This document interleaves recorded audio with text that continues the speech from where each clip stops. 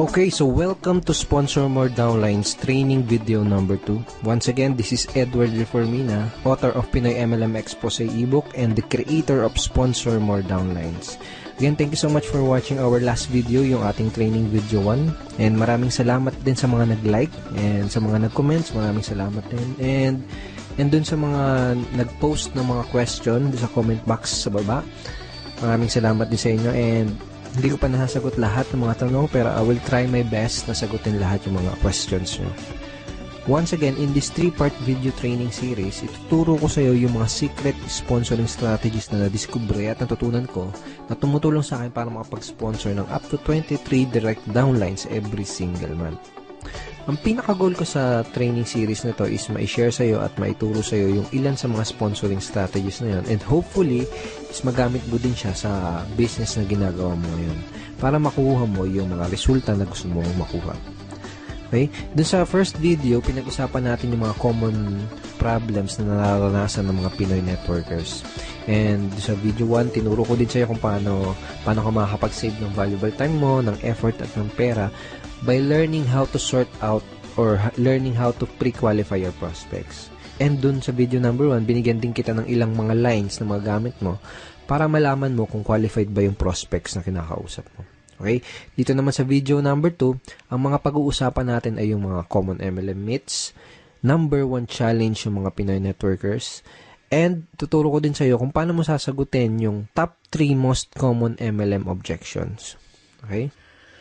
So, una natin pag-usapan ay yung common myths o yung mga maling akala ng mga networkers. Ito yung mga myths na pinaniniwalaan ng mga Pinoy networkers na pumipigil sa kanila para maging successful at para magkaresulta.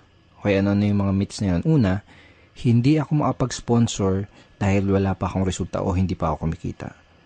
Madalas mong maririnig to sa mga networkers. Kadalasang marinig mo sa kanila is hindi ako makapag-recruit, hindi ako makapag-sponsor, o wala pa akong downlines kasi hindi pa ako kumikita o kaya wala pa akong resulta.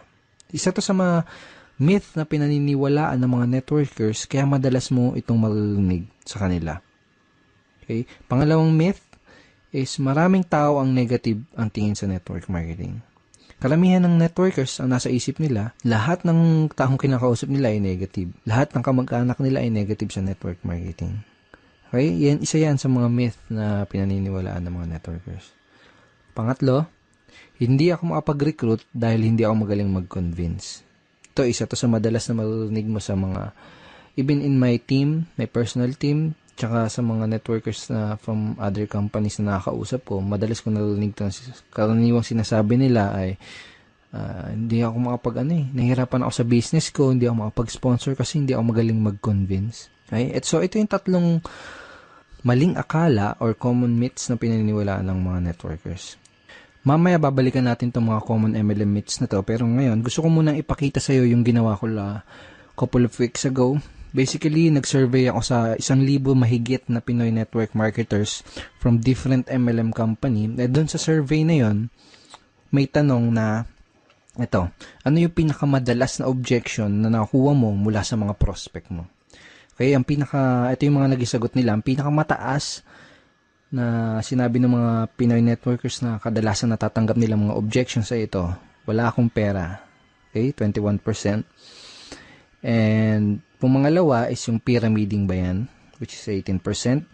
And pumangatlo, na pinakamadalas na nakukuha nilang objections is ito. Magkano na bang kinita mo dyan? O magkano na bang kinikita mo dyan? Parang ganun. Kung titignan mo yung resulta dito sa survey na to, makikita mo na related yung mga objections na natatanggap ng mga Pinoy networkers dito sa mga common MLM myths na pinaniniwalaan ng karamihan networkers. Okay? For example, ito. Hindi ako makapag-sponsor dahil wala pa akong resulta. Kaya iniisip ng mga networkers na totoo to dahil kadalasan na tinatanong sa kanila ng mga prospects ay yung objection na magkano na bang kinita mo dyan.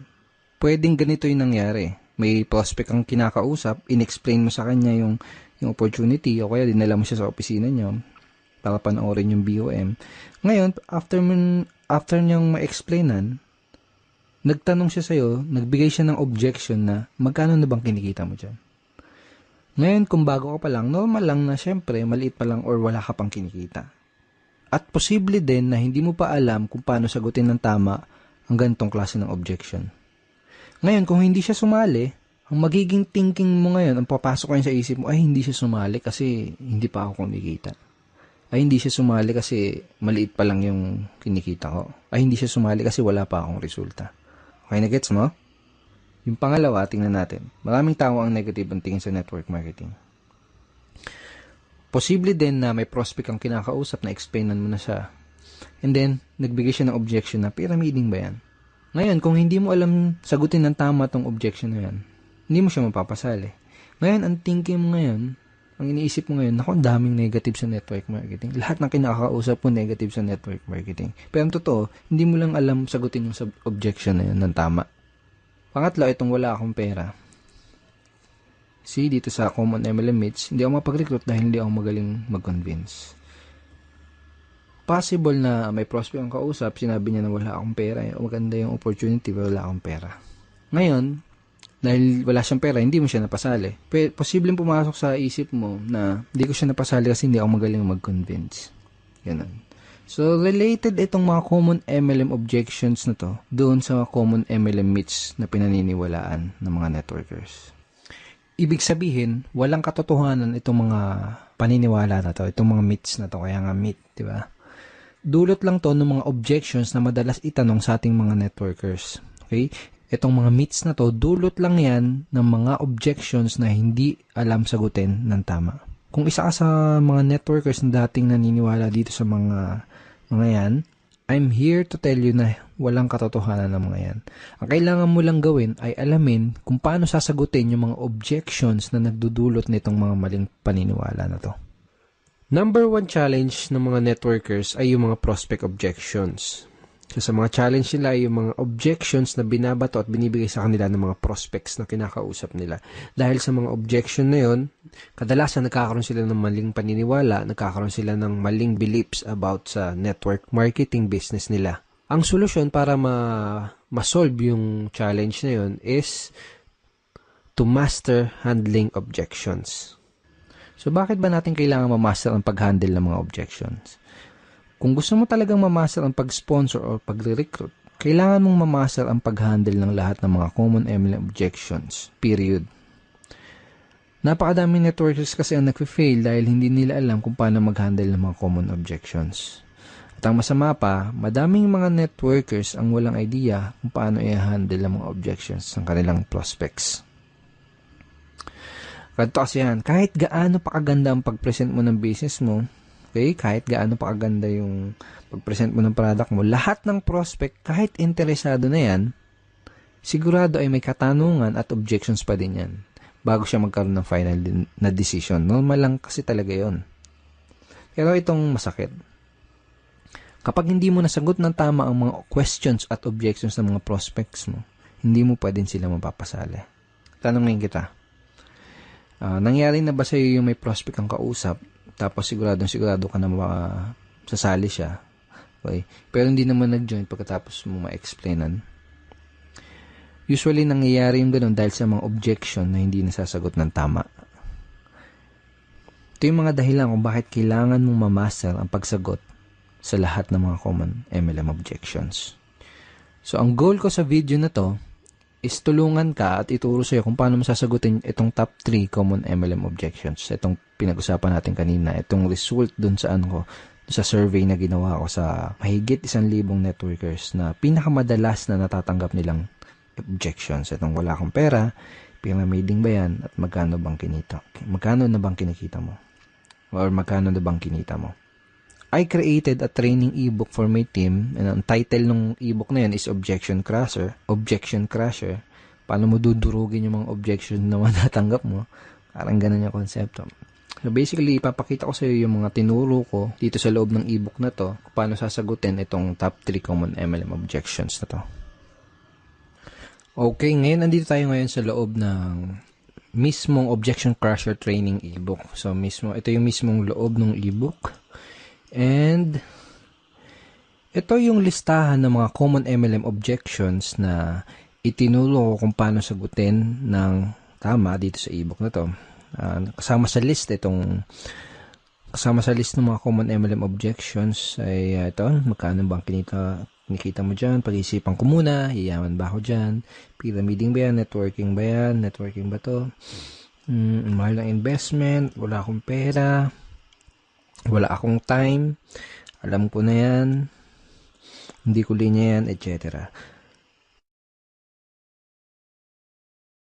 So, ang unang ituturo ko sa'yo kung paano sagutin ng tama ay yung magkano na bang kinikita mo dyan. Alright? So, bago ko ituro sa'yo kung paano sagutin ito, kailangan mo maintindihan na karamihan ng mga prospect na nagbibigay na ganitong klaseng objections ay hindi naman talaga nila gustong malaman kung magkano yung eksaktong kinikita mo. Okay? Dahil ang tunay na dahilan ng objection na yun, ang talagang gusto nilang malaman, ang deeper reason ng objection na yun ay gusto nilang malaman kung totoo ba yung opportunity na ina-offer mo. Gusto nilang malaman kung may mga kumikita ba talaga dyan sa company mo. O baka naman nag-aksaya ka lang ng pera dyan at hindi mo nabawi yung in-invest mo dahil natatakot sila na mangyari sa kanila yung ganun. Natatakot sila na baka pag nag-invest sila ay hindi bumalik yung in-invest nila. So, yun yung ilan sa mga tunay na gustong malaman ng prospect mo. Gusto nilang malaman kung totoo ba yung opportunity mo. Sa madaling salita, gusto nilang ng pruweba. Okay? Sa madaling salita, gusto nila ng social proof or proof na may kumikita doon sa opportunity mo. So, yun yung talagang gusto nilang malaman. And another thing is maraming paraan para sagutin itong objection na to. Pero itong paraan na ituturo ko sa'yo dito sa ebook na to is yung pinaka-effective based on my personal experience and in my opinion, ito yung pinaka-effective, hindi lang effective, pinaka-cool at pinaka-relax na paraan para sagutin itong objection na to. Okay, so paano ba sasagutin itong objection na to? So for example, may kausap ka na prospect, tinanong ka niya, magkano na bang kinita mo dyan? Ang sasagot mo, magkano ba yung gusto mong madinig para maging interesado ka? Okay? O kaya, magkano ba yung gusto mong madinig para maging interesado kang tignan yung opportunity na to? O kaya naman, magkano ba yung gusto mong madinig para ma-impress ka? Okay, sa una, kailangan ng konting lakas ng loob kung gagamitin mo tong lines na to. Kumbaga, kailangan ng konting posture. Okay? Sa una, baka medyo mailang ka pa. Kaya sa una lang yon, kapag paulit-ulit mo na siyang ginamit, medyo masasanay ka na din. Kapag sinabi mo sa prospect, wag mo din kalilimutan na mag-smile ng konti para hindi ka magmukhang maangas or hindi ka ma-misinterpret nung kinakausap mo na nagyayabang. Alright?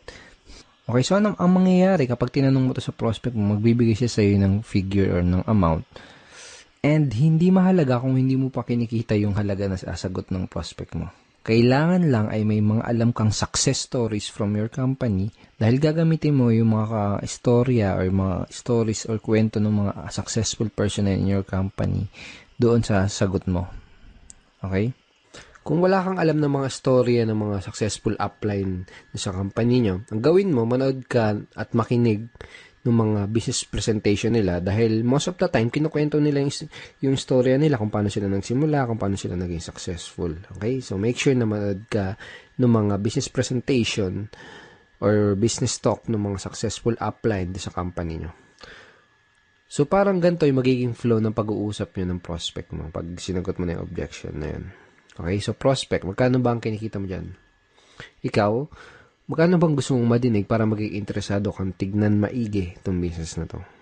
So, for example, sinagot niya 30,000 o kaya kung ano man, kung 50,000, 100,000, 1 million, kung ano man yung sagot niya, kung kumikita ka na ng ganun, sabihin mo lang, great, yan ang kinikita ko dito. Gusto mo bang ituro ko sa'yo kung anong ginawa ko? Yun lang. Kung hindi mo pa kinikita yung sinabing figures ng prospect mo, ang sasabihin mo lang is ito. Well, basically, kakasimula ko pa lang sa business na to, kaya hindi ko pa nare-reach yung ganyan level ng income o hindi ko pa naabot yung ganyang income. Pero let me tell you about blank kung sino yung tao na gusto mong ikwento sa kanya na kumikita na ng ganyan dito sa company na to. Gusto mo bang malaman kung ano yung ginawa niya para kitain yung ganong income? Okay? Pagkatapos, kwento mo yung maikling storya ng taong binanggit mo. Okay? So, hindi kailangan na mahaba kahit maiksing storya lang. Then, kapag nakawento mo na sa kanya yung storya ng successful member na yon sa inyong company, Ang next na sasabihin mo ay ito. Kung willing ka ding aralin yung ginawa niya, posible, okay? Posible din nakitain mo yung income na kinita niya. Willing ka bang matutunan at gawin yung ginawa niya? Pag sinabi ng prospect mo, oo. Okay, good. Ito yung unang gagawin mo para makapagsimula. Okay? So, hindi mo lang nasagot yung objection, possible pa na maklose mo siya doon sa business mo. These lines are very, very powerful. So, use this kapag may na-encounter ka na ganitong objection. Magkano na bang kinikita mo dyan? Okay? And again, sinabi mo dun sa prospect mo na possible. Posible din nakitain niya. Ibig sabihin, hindi mo ginagaranti. Okay? Sinabi mo, posible. Kung gagawin niya, kung aaralin niya yung ginawa ng upline mo na yun, yung successful na tao na yun sa company nyo, posible din nakitain niya yung income na yun. Sinasabi mo yun kasi it's not good to guarantee yung result na makukuha niya, di ba? Kasi magdedepende pa rin doon sa tao, magdedepende pa rin yung resulta ng tao na yun doon sa action na gagawin niya. Okay? And last tip, maganda rin na idea kung ipapakilala mo siya doon sa mga successful and higher uplines doon sa team nyo or sa company nyo. Okay? Para mas tumibay yung social proof. Okay? Again, kasi kaya nga tinatanong doon ng prospect mo kasi medyo may duda siya kung totoo ba yung opportunity na ginagawa mo. Okay, so ang next na objection na sasagutin natin at pag-aaralan natin ay yung objection na pyramiding ba yan or pyramiding ba to? Okay, so pag may nag-object sa'yo ng objection na to, pag may nagtanong sa'yo, pyramiding ba to? Ang sasagot mo ay, ito. Yes, pyramiding to and welcome to Egypt. So yan, hindi, biro lang. So, madami din paraan para sagutin tong objection na to. Pero itong ituturo ko sa iyo, yung isa sa pinakamadali,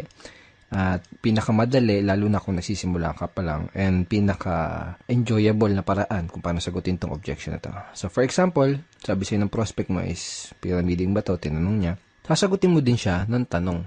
Okay? Isa sa mga natutunan ko is, one of the best way to answer objections is to answer it with questions. Kumbaga, tanungin mo yung tanong nila. Okay? So, for example, in this objection, tinanong niya, pyramiding ba to? Tatanungin mo, anong ibig mo sabihin? Yung mga illegal? Okay? So, medyo ganun yung tono dapat. Parang patanong. Anong ibig sabihin mo? Yung mga illegal? Pag sinabi ng prospect na, ano yun? Yung tipong nangangako na mag-i-invest ka lang tapos dodoble yung pera mo kahit wala kang gawin? Sabihin ng prospect mo, Then, sabihin mo, yung mag-i-invest ka lang ng pera tapos wala kang makukuha ng produkto. Basta sabi nila, kikita lang yung pera mo. Sabihin ng prospect mo, Then, itatanong mo sa kanya, ganun ba yung hinahanap mo? Ganun ba ang hinahanap mo? Natural, isasagot ng prospect is hindi. Okay? Pag sinabi niyang hindi, ito sasabihin mo, okay, that's good dahil kabaligtaran ito nun. So, in that way, ipinaalam mo sa kanya, kumbaga dito sa paraan na to ng pagsagot dito sa objection na to is parang dinefine mo kung ano yung pyramiding. At sinabi mo sa kanya na yung business mo, yung opportunity mo, is kabaligtaran ng definition na yun ng pyramiding. Of course, I'm assuming and dapat napakita mo na din sa kanya yung mga legal documents na magpapatunay na legal nga yung company nyo. Pero kaya ako tinuro sa iyo yung ganitong paraan is mostly kasi ng mga prospect mo na magbibigay ng gantong klase ng objections ay yung mga tao na hindi educated or walang idea sa difference o pagkakaiba ng pyramiding kumpara sa legitimate network marketing opportunity. So, mas magkakaroon ng sense sa kanila yung ganitong simpleng conversation lang. Okay, so use this simple objection handling script next time na may prospect na magtatanong sa'yo ng pyramiding ba to or pyramiding ba yan. Now, ang susunod na objection ay yung wala akong pera. Ang unang kailangan mong maintindihan ay may dalawang klase ng prospect na nagsasabi ng gantong klaseng objection. Yung isa ay yung wala talagang pera at yung isa naman ay yung mga nagpapalusot lang. Okay? So, let me share you. Dati, nung nagsisimula pa lang ako sa network marketing, is madalas ko natatanggap ng objection na to. Pero ngayon, never. As in, never ko na siya natatanggap. Dahil remembers dun sa training video number 1 natin, chinare ko sa'yo, At sinabi ko sa iyo na kina-qualify o sinusort out ko maigi yung prospect ko bago ko ipakita sa kanya yung business presentation ko. Kumbaga, kung wala silang sapat na reason why, hindi ako mag-aaksaya ng panahon para ipakita pa sa kanila yung business dahil alam ko na mag-aaksaya lang ako ng oras at alam ko na magpapalusot lang sila. So, kung may nagbigay sa iyo ng ganitong klase ng objection, ang unang kailangan mong malaman is kailangan malaman mo kung nagsasabi ba sila ng totoo o kung nagpapalusot lang ba sila. So, paano mo malalaman yun? Tatanungin mo sila. Okay, tatanungin mo sila kung totoo ba na wala silang pera. So, paano mo gagawin yun? Ganito, simple lang. Pag sinabi ng prospect na wala silang pera, tatanungin mo sila, pwede bang magtanong? Tanong mo, okay lang ba sa'yo kung magtapatan tayo sa isa't isa? Ibig mo bang sabihin ay interesado ka sa business na to pero wala ka lang pera? O sinasabi mo lang na wala kang pera dahil mabait ka lang na tao at ayaw mo kung ma-offend kaya hindi mo kagad masabi na hindi ka interesado? Okay? So make sure to smile again. Kapag sinabi nila na hindi talaga sila interesado, just let them go. That person is not right for your business. Pwede mong sabihin na I understand, hindi naman kasi talaga para sa lahat ng business na to. Ang hinahanap lang namin ay interesado at yung talagang pwedeng matulungan na opportunity na to. And thank you for your time. Ganun lang, be professional. Okay? Hindi mo kailangan ipagpilitan yung opportunity mo dahil network marketing is a sorting business. Okay? Naghanap lang tayo ng mga tao na magiging interested dun sa ino-offer natin. Alright? So, for example, kung sinabi naman ng prospect na interesado talaga siya pero wala lang talaga siyang pera, ganito yung pwede mo sabihin sa kanya. Okay, so ganito. Unang gagawin mo is makikisimpatya ka or makikisimpatize ka dun sa situation ng prospect mo. Parang ganito. Naintindihan ko yung sitwasyon mo. Nung una ko nakita tong business na to, ganyan din yung sitwasyon ko at ganyan din yung sinabi ko. Wala akong pera. Pero na-realize ko, kung wala akong gagawin na paraan at kung wala akong gagawing bago, wala di mangyayaring bago. Kung 5 years ago sinasabi ko yung salitang wala akong pera, malamang 5 years from now ay paulit-ulit ko pa din sasabihin yung salitang wala akong pera. Kaya ang ginawa ko, gumawa ako ng paraan. Tapos, ikwento mo sa prospect mo kung ano yung ginawa mo paraan para makapag-start ng business. Well, obviously, sasabihin mo sa prospect mo to kung medyo ganito yung nangyari sa'yo bago ka magsimula ng network marketing business mo. Pero for example, kung hindi ganito yung situation mo nung nag-start ka ng network marketing, pwede mong gamitin or pwede mong i-leverage yung mga istorya ng mga ibang members sa team nyo or ibang members sa company nyo. For example, ganito. Naintindihan ko ang sitwasyon mo. Maraming tao ang ganyan din ang sitwasyon nung una nilang nakita tong business na to. Sinabi din nila na wala silang pera. Pero na-realize nila, kung wala silang gagawin na paraan at kung wala silang gagawin bago, wala din mangyayari sa kanilang bago. Kung 5 years ago, sinasabi nila na wala silang pera, malamang 5 years from now, paulit-ulit pa din nila sasabihin yung salitang wala silang pera. Kaya ang ginawa nila, gumawa sila ng paraan. Pagkatapos, ikwento mo yung storya ng other members from your team or members from your company. Okay? Pagkatapos mo nang ikwento yung ginawa mong paraan o yung ginawang paraan ng ibang member sa team nyo, ito yung next na sasabihin mo sa kanya. Ito yung gusto kong itanong sa'yo. Gusto mo ba na habang buhay mo nalang sasabihin yung salita na yan? Wala akong pera. Okay, di isasagot sa'yo ng prospect mo? Syempre hindi. Diba? Then, tatanong mo sa kanya, ano yung pwede mong gawin na paraan? Okay? So, siya na mismo magsasabi sa'yo ng paraan na pwede niya gawin para makapag-start ng business. So, simple lang, di ba? Kayang-kayang i-apply. Okay? So, use this scripts, use this way of handling objection next time na may magsasabi sa'yo ng objection na wala silang pera. Of course, kailangan mo practicein yan. Sa unang bagsak mo, sa unang best mong gagamitin yan, medyo magkakamali-mali ka pa.